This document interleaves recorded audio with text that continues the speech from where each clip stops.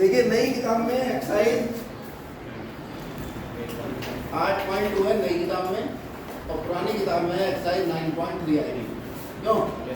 ठीक है, इस पर हम आज बात करेंगे, जिसमें है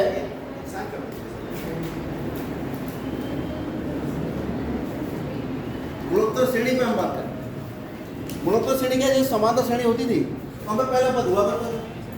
पहला पद जैसे ए कहते थे, यहाँ पे पहले पद को ए कहेंगे, वहाँ जोड़ते जाते थे, यहाँ गुणा करते जाएंगे। यहाँ कर दिया इसको 8 से गुणा, दूसरा पद आ गया, फिर इसको 8 से करी, तीसरा पद आ गया, फिर इसको 8 से करी, चौथा पद आ गया, इसको 8 से करी, पांचवा पद, ऐसे आते चले।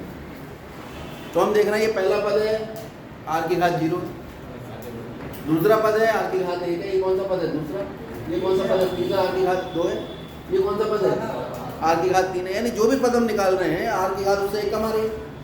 ठीक है, nवां पद जो हुआ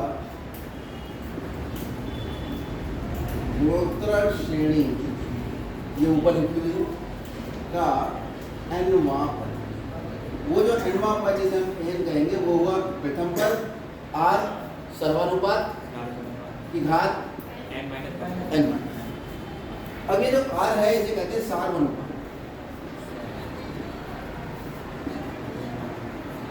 ठीक है, इसको हम इंग्लिश में कहेंगे कॉमन रेशियो। ठीक, शॉर्ट में हम क्या दिया करेंगे इसको CR। कॉमन रेशियो है उसे हम R कहा। ठीक है, कॉमन रेशियो मतलब R निकलेगा कैसे, आप दूसरे पद को पहले पद से भाग कर दो, या तीसरे को दूसरे से कर दो, या चौथे को, मतलब कोई भी दो क्रमागत पद लेके बाद वाले को पहले वाले से भाग कर दो, और अगर वो सब समान आ रहा है तो उसे हम कहते हैं गुणोत्तर श्रेणी। बात समझ में आ गई? गुणोत्तर श्रेणी के n पद होगा, जैसे वहां पर था।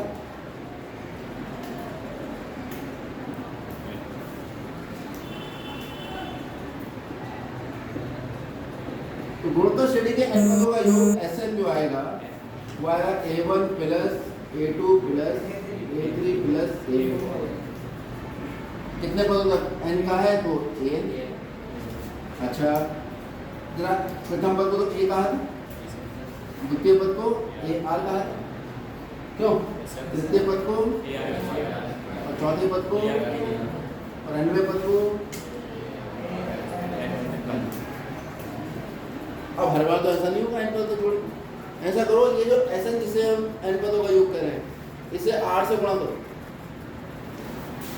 R गुणा Sn। तो जब R से गुणा करोगे ये AR हो जाएगा, यहाँ लिख दीजिए, यहाँ लिख दूँ क्यों, AR, इसको R से गुणा करेंगे कितना हो जाएगा, AR की घात 2, इसके नीचे लिख देता हूँ, ये कितना हो जाएगा AR की घात 3, जब इसको R से गुणा करेंगे इसको करेंगे और आगे आएगा AR की घात 4 प्लस प्लस प्लस। इससे पहला कौन सा पद होगा, AR की घात n माइनस, इसको जब R से गुणा करोगे तो आएगा AR की घात n माइनस। ठीक है, और जब इस वाले को गुणा करोगे R से तो AR की घात n आ जाएगा। समझ रहे हो क्या किया, इसको R से गुणा करके नीचे लिख दिया, और लिखते हुए हमने एक पद आगे किसका दिया, लिखते हुए AR स्क्वायर। अब इन्हें घटा दें,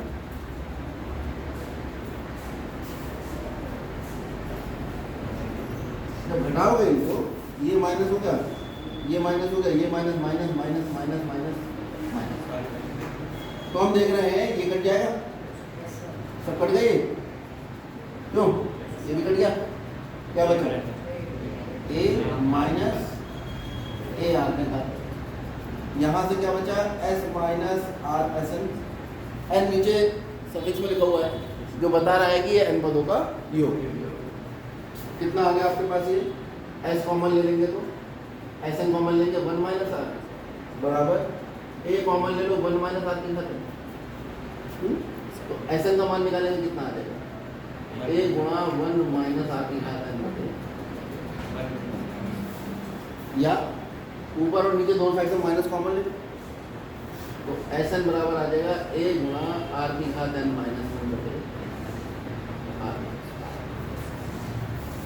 ठीक है, तो ये n पदों का योग आ गया। ये तब है इफ आर का मान 1 से बड़ा। ये तब है इफ आर का मान 1 से छोटा। तो देख के पता लग जाएगा क्यों। इफ आर बराबर 1 हो गया तो अगर आर का मान 1 हो गया तो ये 1 माइनस 1 0, ये 1 माइनस 1 यहाँ से तो कुछ हासिल होना नहीं। यहाँ देखो आर का मान अगर 1 हो गया तो क्या होगा, a plus a plus a plus a plus a कितनी बार, n बार। समझ में आ रहा है। तो कितना आ जाएगा Sn। आर का मान अगर 1 हुआ तो कितने पद है यहाँ से यहाँ तक, n पद है, तो कितना आ जाएगा n। भाई आर का मान 1 रखोगे तो ये तो a ही बन जाएगा। a को n बार जोड़ोगे कितना आएगा n। तो वो गुणोत्तर श्रेणी के n पदों का योग जिसमें r का मान 1 है वो कितना होगा n। क्या होगा यदि n बराबर अनंत हो नहीं सकता, n टेंड्स टू इंफिनिटी, बराबर तो अनंत तो किसी के नहीं हो सकता। अगर n का मान अनंत हो जाए तो हमें निकालना पड़ेगा अनंत पदों का योग।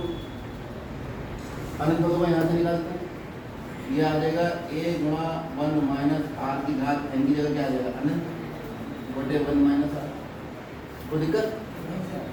याद रखिए अनंत पदों का योग तभी निकल सकता है जब r का मान 1 से कम है। क्योंकि अगर r का मान 1 से ज़्यादा हुआ, 2 हुआ मान लो, 2 का वर्ग करो कितना आया 4, 4 का वर्ग करो कितना आया 2 की घात 3 करो कितना आया, यहाँ पर r का मान 2 रख दो, 2 4 8 मान बढ़ता चला जा रहा है। और जब घात अनंत पे जाओगे तो मान कितना हो जाएगा अनंत, और अनंत में सब जोड़ोगे तो उत्तर कितना आएगा अनंत। अगर r का मान 1 से ज़्यादा है तो n पदों का योग अनंत आएगा। अगर अनंत पदों का योग, अगर r का मान 1 से कम है, 1 से कम संख्या का वर्ग करके देखो, 1/2 का वर्ग करो कितना आएगा, 1/4 का वर्ग करके कितना आएगा। अब ये 1/4 1/2 से ज़्यादा है कम है,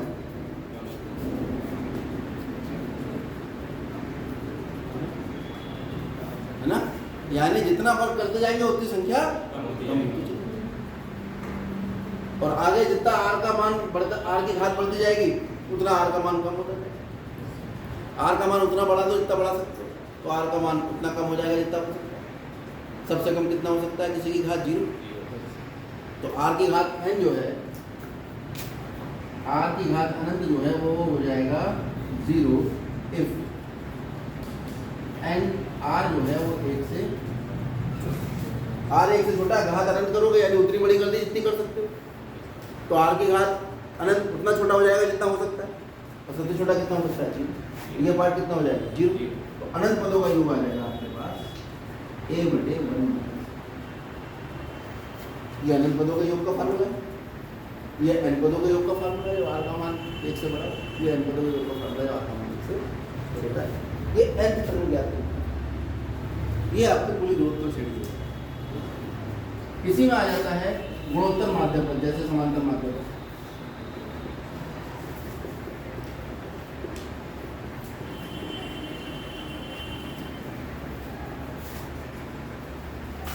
if a, b, c are in GP, अगर 3 पद जीपी में है, जीपी कौन हुआ, गुणोत्तर श्रेणी को कहते हैं ज्योमेट्रिक प्रोग्रेशन।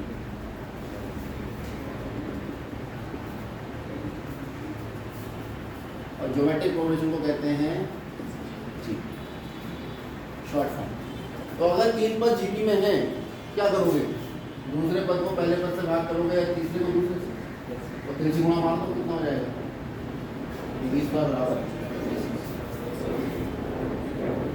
तो यदि 3 पद गुणोत्तर श्रेणी में होंगे तो बीच वाले का वर्ग या स्क्वायर पहले और तीसरे के गुणनफल के बराबर। और अगर ऐसी स्थिति आती है, या तो ऐसी स्थिति मिल जाए तो ये हो जाएगा, और ये मिल जाए तो ये हो जाएगा। इन दोनों ही स्थिति में B is geometric mean of A and C, यानी B जो है वो A व C का कौन होगा,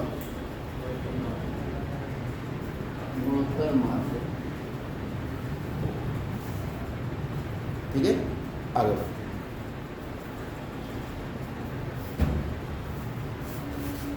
दूसरा उस गुणोत्तर श्रेणी का 12वां पद ज्ञात करें। चलो भी करेंगे क्या, जिसका 8वां पद 192 है। 8वां पद कितना है? और सार्व अनुपात यानी आर बराबर है, सार्व अनुपात को आर कहते हैं, ये मैंने बताया। कॉमन डिफरेंस भी कहते हैं, वो सॉरी कॉमन रेशियो भी कहते हैं, सीआर, या सार्व अनुपात भी लिख के दिखा दिया है। तो सार्व अनुपात बार बार लिखने की जरूरत नहीं है, कितना होगा? 8। इतना डेटा हमारे पास 8 पदों का योग, 8वां पद दे रखा है। nवां पद कितना होता है? A R B. ए और आर फिक्स है, ए प्रथम पद, आर सार्व अनुपात। उसमें कोई बार बार मानने की जरूरत नहीं है कि माना ए प्रथम पद है और आर सार्व अनुपात। वो एक बार आज ही मान लीजिए और वो हमेशा चलता है, आज का मान, ठीक है। कितना है भाई? अगर मैं इसमें कहूँ 8वां पद निकालूं तो ए आर की घात 7 हो जाएगा, और 8वां पद है कितना? 192। ए कितना है पता नहीं, आर कितना है? 2 की घात 7। तो दिक्कत, ए का मान कितना आ गया? 192 बटे 2 की घात 7।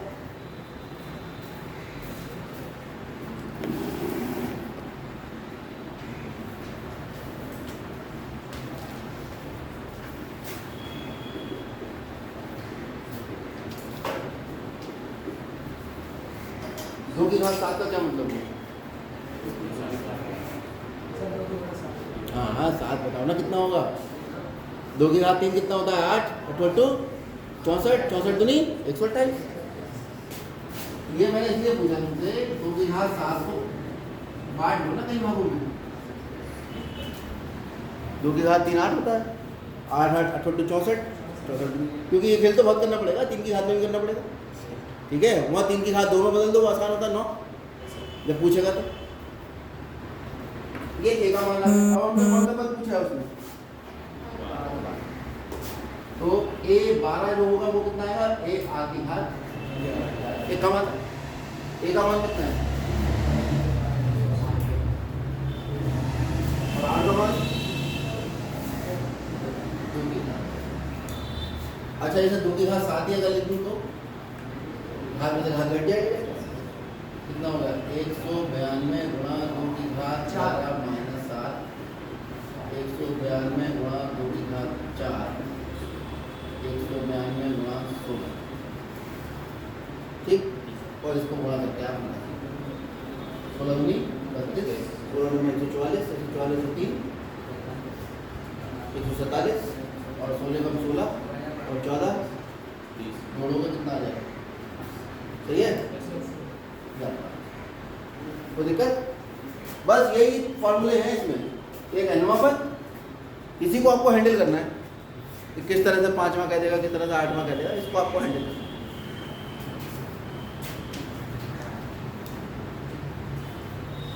जैसे छठा सवाल आ गया, ये सवाल नंबर देने वाले है ना, क्या कह रहा है? छठा सवाल, अरे हाँ कह रहा है -2/7 गुणा x -7/2, इसमें R H G find x, यानी ये 3 पद जो है वो गुणोत्तर श्रेणी में है। अब कह रहा है x निकालो, ये रूल बता दिया मैंने। अगर 3 पद जीपी में होते हैं तो बीच वाले का जो वर्ग होता है वो बाकी दोनों के गुणनफल के बराबर होता है। अगर ये 3 पद गुणोत्तर श्रेणी में है तो x का वर्ग बराबर होगा